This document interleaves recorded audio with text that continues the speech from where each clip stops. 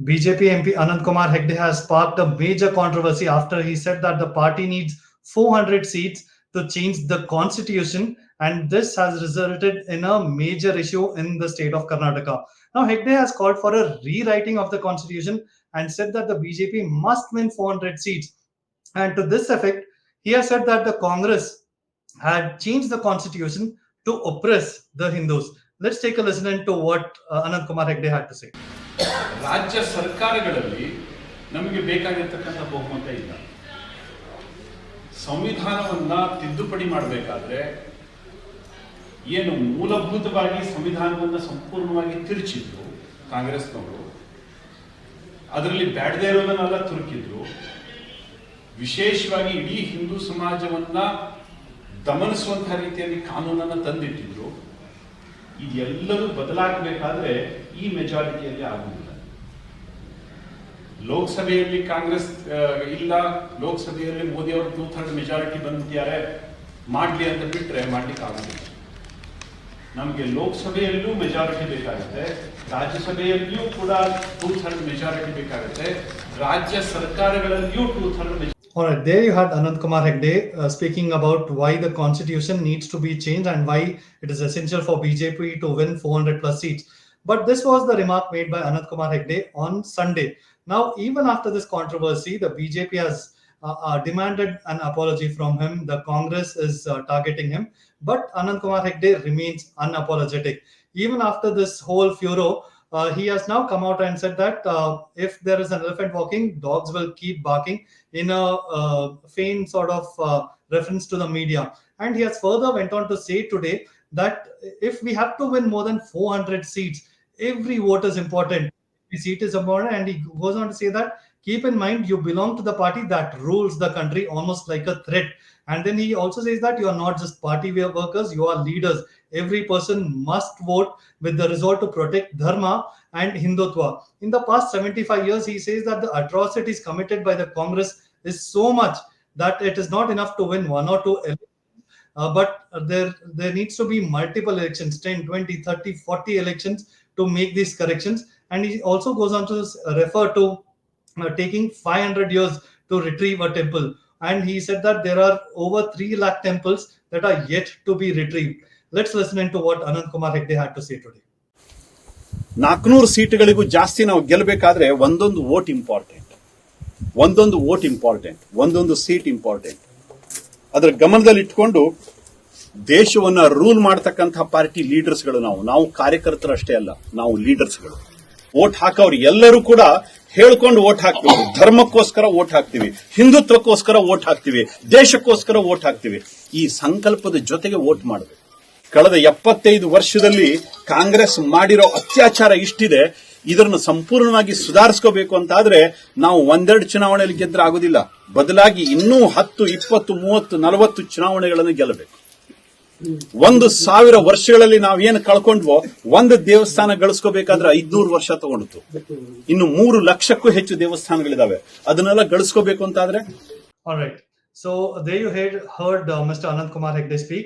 So now the Congress has, however, alleged that these comments cannot be dismissed as purely personal views, which is what the BJP has said. So the BJP has basically distanced itself from the remarks made by Anant Kumar Hegde and has also sought an explanation. But the Congress is jumping onto this. They are saying that this careless attitude has exposed the BJP's ignorance and neglect towards our constitution.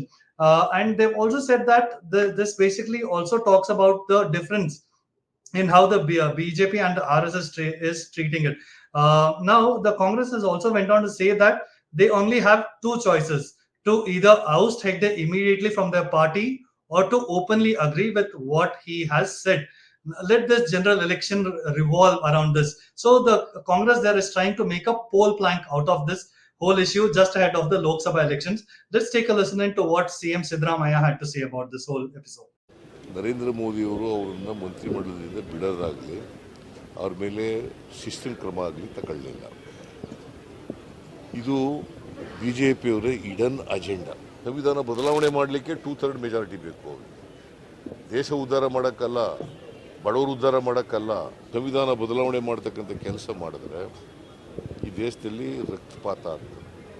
All right. That was CM Sidramaya speaking there. Now, keep in mind that Anantkumar Hegde is not really new to controversies. He is a repeat offender as far as such speeches or even hate speeches are concerned. And there have been several instances in the past as well where the BJP has had to get into firefighting mode because of the statements made by Anantkumar Hegde. So, to discuss more about whether this is going to affect his election prospects, whether he will really get a ticket from the BJP this time. I'm joined in by Ramkrishna Upadhyaya, a senior political analyst, to understand how this is going to affect the BJP's prospects in the Karnataka elections. Thank you, Mr. Ramkrishna Upadhyaya, for joining us on this discussion. So now the question here is this where the BJP High Command is going to draw the line? Because the statement that has been made by Anantkumar Hegde to say that BJP will change the constitution if they come to power with 400 plus majority, and that is the real intention of the party. So is this really where the BJP should say enough is enough? Before discussing, what Anantkumar Hegde said, I would like to make a few remarks about it. You see, I sort of like him as a politician because, he's one of those who is very popular, truly popular elected representatives. I mean, he's been 6 times MP, I mean, continuously, which says something, it's nobody can get elected so easily. And he's one of those who spends very little money and still gets elected. And he Yes. wins by a huge margin. I mean, Yes. last time he won by 4,79,000 votes Correct. margin. So naturally, he has some following, and he's one of the most sensible in several ways, sensible politicians, and he's a clean-handed politician, very rare in these days, and he also has a very a beautiful language. He knows how to speak, and that's also not something that many politicians can do. I mean, he has an excellent Kannada, and I know he make nice speeches and all that. But when it comes to these issues, I think he's crossing the boundaries. Hmm. You see, it is not his domain to talk about the constitutional changes. He's the one to bring it about. I mean, he's just an MP in the BJP. There are senior leaders in the party. There's a prime minister, the home minister, there are parliamentary board, and so many other organizations which will decide on these things. Why should he brag? Why should he open his mouth on issues that doesn't concern him? I mean, I think that is where he has really crossed the limit, and which he should Hmm. not be doing. But he seems to really enjoy doing this kind of a thing. And by the way, where was he for last 4 and 3/4 of years? So Yeah, he this is a disappeared man who after has been 4 period. Yeah. absenting himself completely from Hmm. politics, from public life. Nobody knew what was happening, why he didn't. I mean, he has not even made a statement as to why he has not been. Is it a health issue? Did he have any health issues? Did he have any family issues? Nobody knows. And suddenly, in the last 3 4 months, he's out in the public and he's talking about contesting again. I mean, see whether the party gives the ticket or not. It's left to party. He's Yeah. not the one who's going to decide. But he's really put the party in a dilemma because Hmm. now emerging from nowhere, and then talking all this kind of things which he should not be, and see, he's unnecessarily giving this thing to the opposition, ammunition to the opposition, and for people like Siddaramaiah to say hidden agenda has come out. I mean, if there is a constitutional amendment, it cannot be hidden. It has to be brought in the parliament and it has to be passed by the majority of the MPs being present. So you can't do anything, in a hidden way, because constitutional amendment requires, 2/3 of the majority in both the houses, and then 2/3 of the assemblies be passing it. So this is something which has to be done in public domain, and it has to be done in public domain. All right, Mr. Ramkrishna Upadhyaya, we know that Anant Kumar Hegde is a six-time MP from Uttar Kannada. He has performed remarkably well when it comes to winning elections, at least. Don't know so much about his performance as an MP, but do you feel that this time the BJP should really be looking at other prospects? Because this time it's also about sending a message, isn't it? Because Modi is talking about Amrit Kal and the whole BJP election poll plank is revolving around that. So, should they really consider him or be looking at a change this time around? I think they might do it this time. I feel that probably he has crossed the limit too far, And though they would like to win as many seats as possible, and he's one of those who's surely going to win if he's given the ticket, I have a feeling that he might be replaced this time. Yeah, there's about Um, setting an example, isn't it? yeah, Because yeah.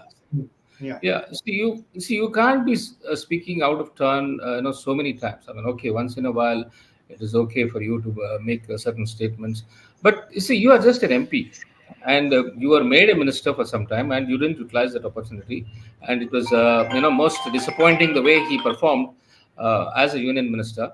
So, and he should realize his limitations, and he should have just become an MP if he was interested, and then pleaded his case with the party, and if the party was ready to give him a ticket, and he should have become an MP. But making this kind of a statements and putting the party to embarrassment, especially when elections around the corner, this is not on. I think I have a feeling that he'll be replaced this time. There are a couple of good candidates which BJP is looking at. Probably, I think Kageri could replace him, former speaker who lost the assembly election.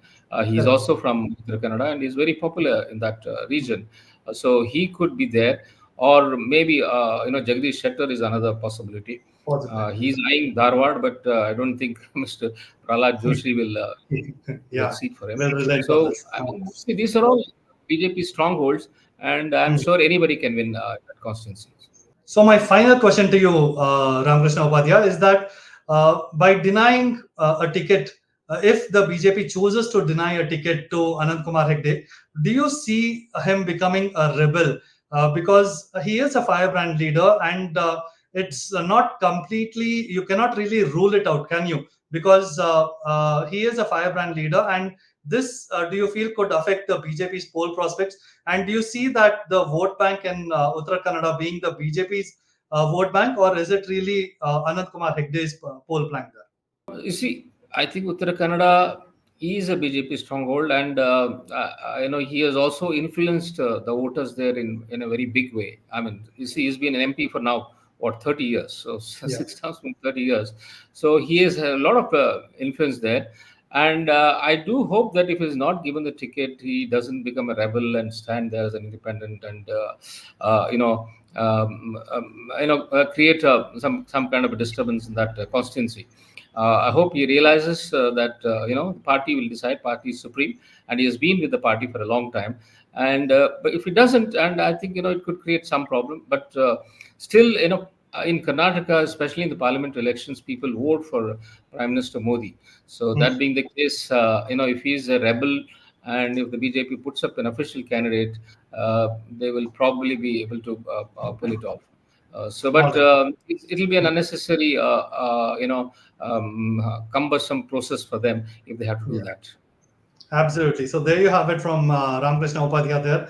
Anant Kumar Hegde is not really immune to being replaced in a Lok Sabha seat like Uttara Kannada as well. And by saying that BJP, if they come into power, they will change the constitution, this seems to be where the BJP might draw the line this time. Thank you so much for joining us on this discussion today. Thank you. Thank you.